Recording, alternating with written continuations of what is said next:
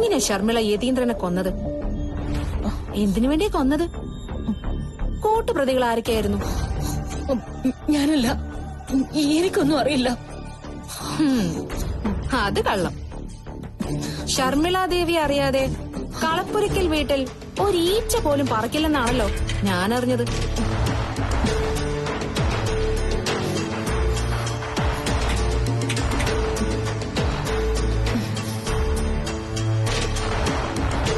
സത്യം പറയുന്നതാ ശർമിളാദേവിക്ക് നല്ലത്. ഞാൻ പറഞ്ഞില്ലേ, നമ്മള് തമ്മിൽ മുമ്പ് എവിടെയോ കണ്ടിട്ടുണ്ടെന്ന്. ഇപ്പോഴാ ഓർമ്മ വന്നത്. വടക്കൻ പറവൂരിൽ എന്റെ ഒരു അമ്മായി ഉണ്ടായിരുന്നു, സരോജിനി അമ്മായി.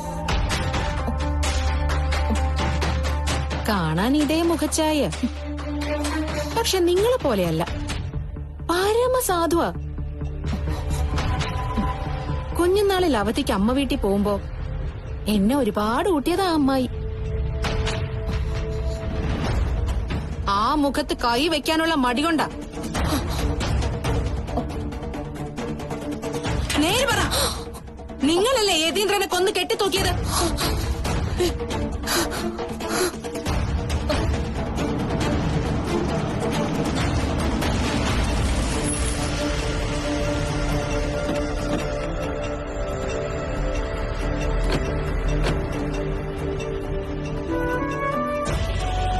വരൂ.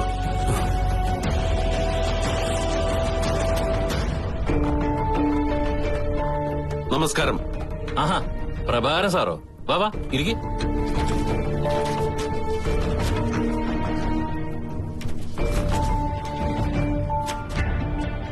എന്താണ്, പറയൂ.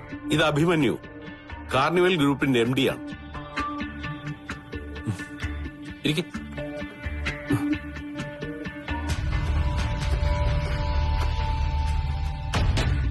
ഞാൻ വന്നത് ഒരു തെറ്റിദ്ധാരണയുടെ പുറത്ത് സാർ ഇദ്ദേഹത്തിന്റെ അമ്മയെ ഇവിടെ വിളിച്ചുകൊണ്ട് വന്നിട്ടുണ്ട്. അമ്മേ? അതെ, കളപ്പുരക്കൽ ശർമിളാദേവി. അവരുടെ മൂത്ത മകനാണിത്, അഭിമന്യു. ഓ, ഈ പരാതി പറഞ്ഞ കുട്ടി ഇദ്ദേഹത്തിന്റെ ഭാര്യയാണ്. അവൾക്ക് ഒരു അബദ്ധം പറ്റിയതാ സാർ. പെട്ടെന്നുണ്ടായ ദേഷ്യത്തിന്. ചുമ്മാതെ ദേഷ്യം വരുമ്പോ പറയുന്ന കാര്യമാണോ ഇത്? പഠിപ്പും വിവരമൊക്കെ ഉള്ള കുട്ടിയല്ലേ അത്? ഒന്നും ആലോചിക്കാതെ ഇങ്ങനൊരു കാര്യം അവര് പറയൂ, അതും സ്വന്തം അമ്മായിമ്മയെ പറ്റി? പറയും സർ. ആ മാനസികാവസ്ഥയുള്ള കുട്ടി എന്തും പറയും. ഈ കുട്ടി അൺസൗണ്ട് ആണെന്ന് അവിടെയുള്ളവരൊക്കെ പറഞ്ഞതാണല്ലോ. അതുപോലും കേൾക്കാതെ എന്തിനായിരുന്നു സാർ ഇത്രയും ധൃതി? ഈ ശർമിളാദേവി സമൂഹത്തിൽ നിലയും വിലയുമുള്ള ഒരാളല്ലേ? ചെറുതാണെങ്കിലും ഈ പറഞ്ഞ സംയുക്തിക്കും അവളുടെ കുടുംബത്തിനും ഇവിടെ അവരുടേതായ ഒരു സ്പേസ് ഉണ്ടല്ലോ. ഉത്തരവാദിത്തപ്പെട്ട ഒരു പോലീസ് ഉദ്യോഗസ്ഥൻ എന്ന നിലയ്ക്ക് അത് സംരക്ഷിച്ചു കൊടുക്കാനുള്ള ബാധ്യത എനിക്കുണ്ടല്ലോ സാർ. സംരക്ഷിച്ചോ? ഞാൻ പറഞ്ഞോ വേണ്ടെന്ന്? പക്ഷേ കോടതിക്ക് നിയമത്തിന് ആവശ്യം തെളിവുകളാണെന്ന് ഞാൻ പറയാൻ സാറിന് അറിയാലോ. ശർമിളാദേവി അറസ്റ്റ് ചെയ്യാൻ പ്രേരിപ്പിച്ചത് സംയുക്തയുടെ മൊഴിയാണല്ലോ. അവരൊരു സ്ത്രീ ആയതുകൊണ്ട് ഏതായാലും ഇന്ന് തന്നെ അവരെ കോടതിയിൽ ഹാജരാക്കേണ്ടി വരും.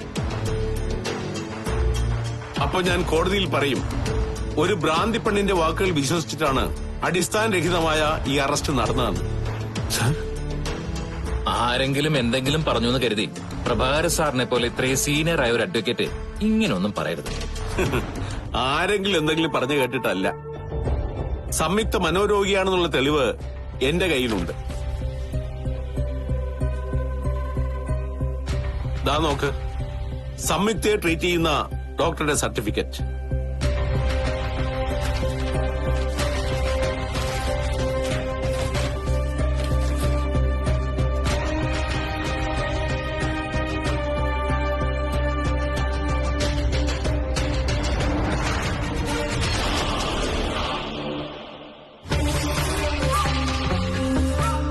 സത്യം പറഞ്ഞ നമ്മൾ തമ്മിൽ ഇങ്ങനെ ഒരു കൂടിക്കാഴ്ചയുടെ ആവശ്യം പോലും ഉണ്ടായിരുന്നില്ല. ഞാൻ ഈ എന്റെ കോടതിയിൽ സ്ട്രെയിറ്റ് ആയിട്ട് പ്രൊഡ്യൂസ് ചെയ്താൽ മതിയല്ലോ. പക്ഷേ നമ്മൾ തമ്മിലുള്ള ബന്ധം അതല്ലല്ലോ. സാറ് ചുമ്മാ അവിടെ നിന്ന് ചൂളന്ന് കാണാൻ എനിക്ക് വയ്യ. ഇനി അതല്ല, ഈ സംയുക്തയുടെ മൊഴിയല്ലാതെ മറ്റെന്തെങ്കിലും എവിഡൻസ് ഈ കേസിൽ ശർമ്മളാദേവിക്ക് എതിരായിട്ടുണ്ടെങ്കിൽ സാറ് പറ.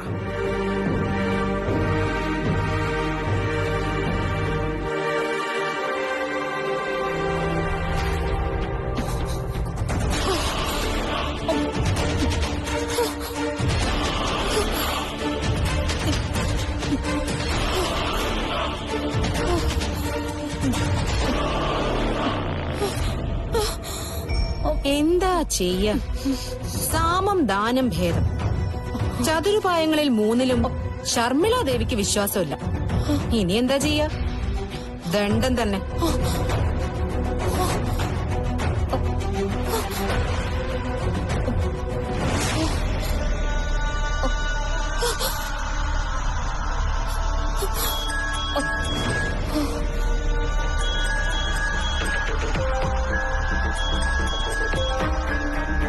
Hello sir. ശരി സർ. Yes sir.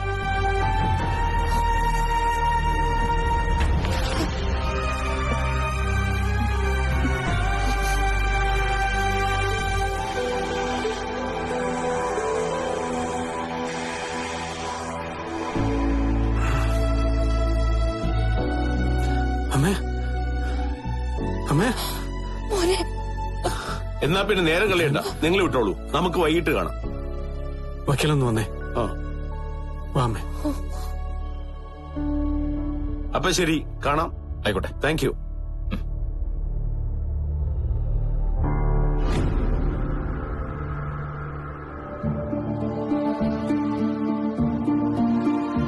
അല്ല സാറേ, ഇതെന്താ ഇങ്ങനെ?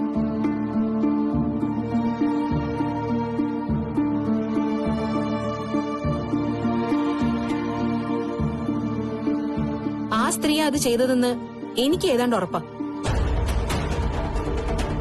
ഞാനത് അവരെ കൊണ്ടൊന്ന് പറയിപ്പിക്കാനുള്ള അവസാനത്തെ അറ്റംപ്റ്റിലായിരുന്നു. അവര് പറഞ്ഞുകൊണ്ട് മാത്രം കാര്യമില്ലല്ലോ ജയസുധേ. നിയമത്തിന് ആവശ്യം തെളിവുകളാണ്. അത് കുറച്ചുകൂടെ കിട്ടട്ടെ, എന്നിട്ടാവാ അടുത്ത മൊമെന്റ്.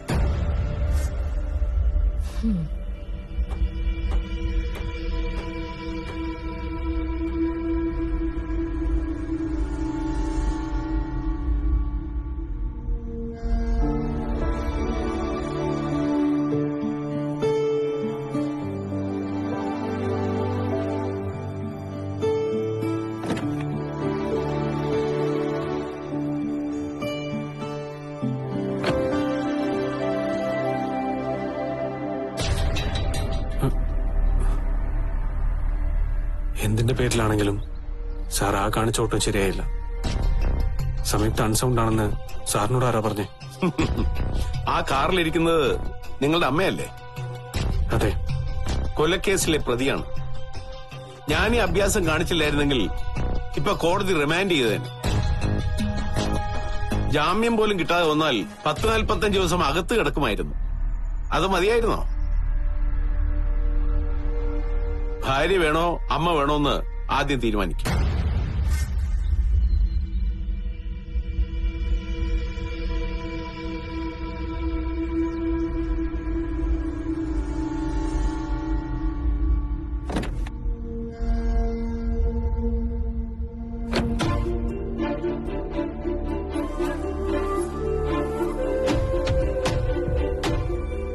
മോനെ, എന്താ വക്കീല് പറഞ്ഞത്? ഒന്നുമില്ല.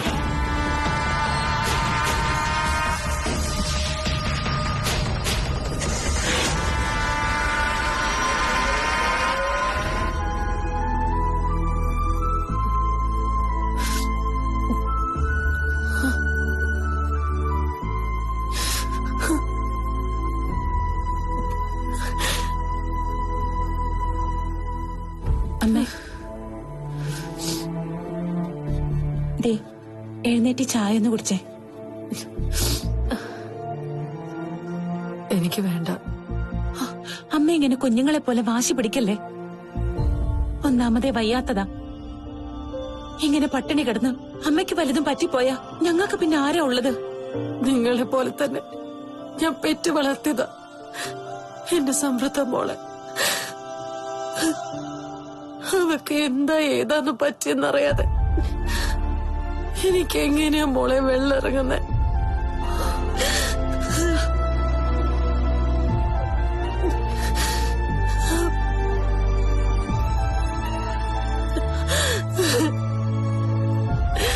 ഈശ്വര, എന്റെ കുട്ടി ഇപ്പൊ എവിടെയാണോ?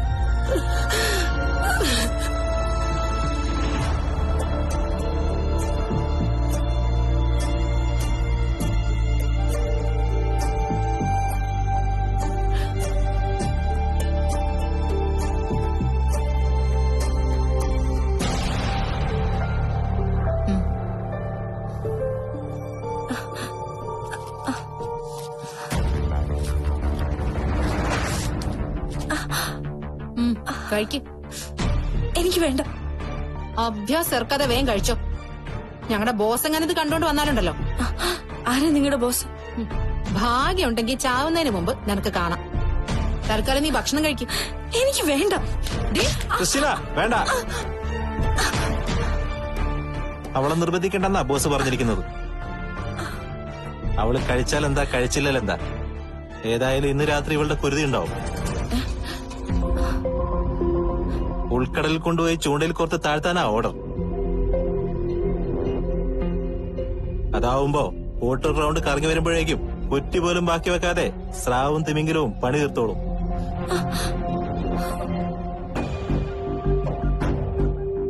താൻ ചെല്ല്.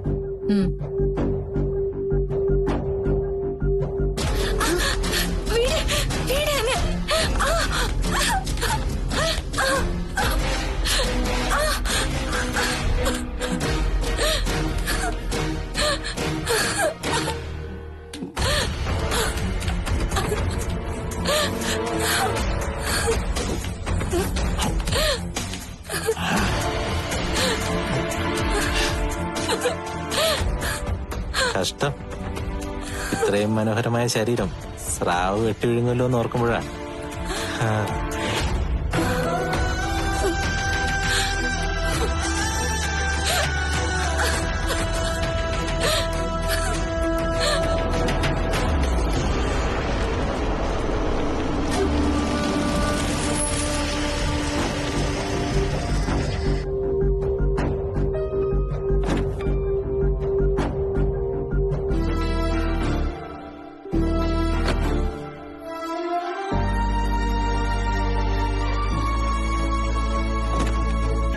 ഇറങ്ങും.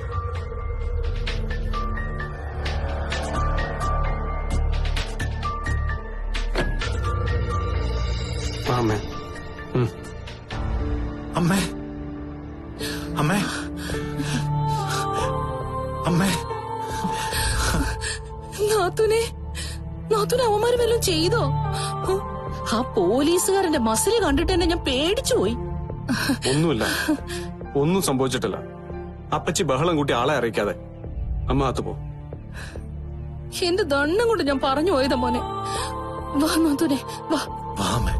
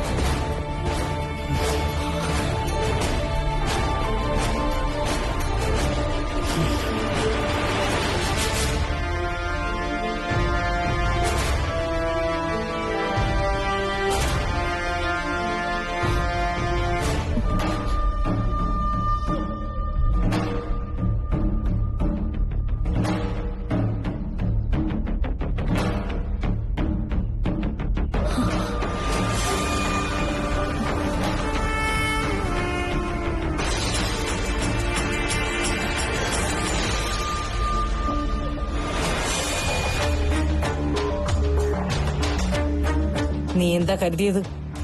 കള്ളക്കേസി കുടിക്കുക. ഞാൻ ആയുഷ്കാലം അങ്ങ് അകത്ത് കിടക്കുന്നു.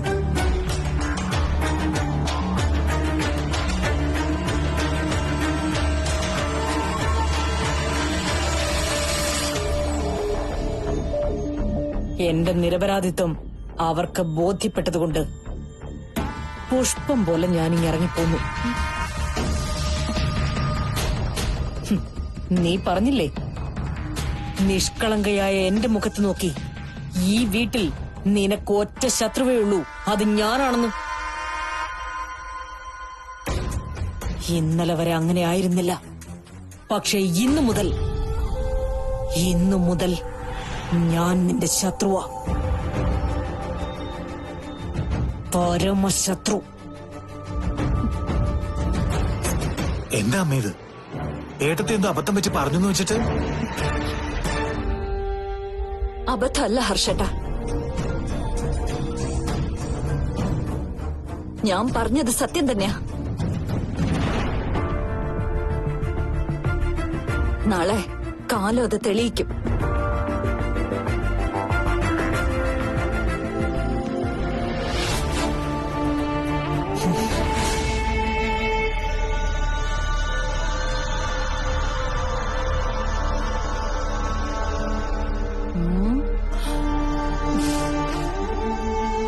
കണ്ടില്ലേ അവളുടെ അഹങ്കാരം? നാളെ കാലം തെളിയിക്കും പോലും. നാളെ ആക്കണ്ട, ഇന്ന് തന്നെ തെളിയിക്കാം. അവിയൊന്ന് മനസ്സ് വെച്ചാ മതി. ചവിട്ടി പുറത്താക്കണം അവളെ. അവളെ മാത്രമല്ല ഇവളെ. അതിന് ഇവളെന്ത് പേഴിച്ചു? എല്ലാം ഒറ്റ കൊലയല്ലേടാ. അപ്പച്ചിയുടെ കാര്യം മാത്രം നോക്കിയാൽ മതി. ഞങ്ങളുടെ കാര്യം നോക്കാൻ ഞങ്ങൾക്കറിയാം. ഒന്ന് മാറങ്ങോട്ട്.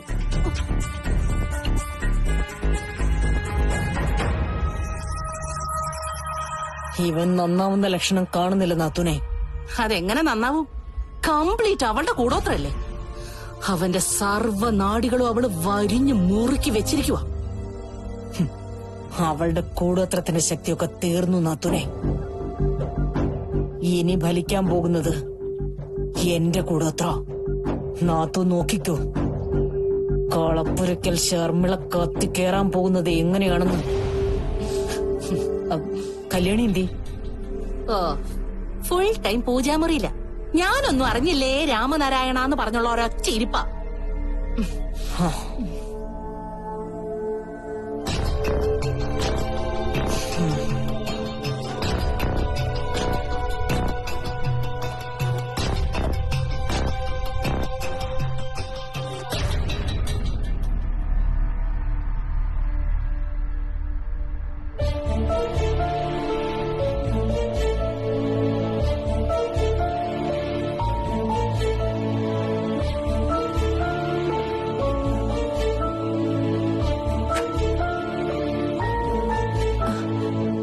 അഭേട്ട, അപ്പോ എന്റെ കണ്ണീര് കാണാൻ നിങ്ങൾ കൊതിക്കുന്നുണ്ടല്ലേ? മനസ്സിലായില്ല. അല്ലെങ്കിൽ എന്തിനാ എന്റെ അച്ഛന്റെ കൊലയാളിയെ നിങ്ങൾ രക്ഷിച്ചുകൊണ്ട് വന്നത്? എന്തിനാണെന്ന് അറിയില്ലേ? അതെന്റെ അമ്മയായതുകൊണ്ട്. പിന്നെ അവര് നിരപരാധിയാണെന്ന് എനിക്ക് നല്ല ബോധ്യമുള്ളതുകൊണ്ട്. ഞാൻ നിങ്ങളുടെ ആരാണെന്ന് നിനക്കറിയില്ലേ? എനിക്കറിയാം, പക്ഷെ അത് അഭേട്ടൻ അറിയൂന്ന് ഒരു സംശയം. ഇത്രയും വലിയൊരു ആരോപണം ഒരടിസ്ഥാനവും ഇല്ലാതെ ഞാൻ ഉന്നയിക്കുമെന്ന് അഭേട്ടൻ തോന്നുന്നുണ്ടോ? എന്റെ തോന്നലുകൾ എന്തെങ്കിലും ആവട്ടെ. തൽക്കാലം ഞാനൊന്ന് കുളിക്കട്ടെ. അഭേട്ട, എന്നെ നിങ്ങൾക്ക് വിശ്വാസമില്ലേ?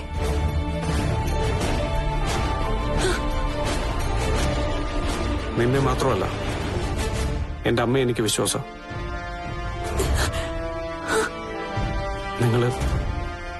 നിങ്ങൾ രണ്ടുപേരെ എനിക്ക്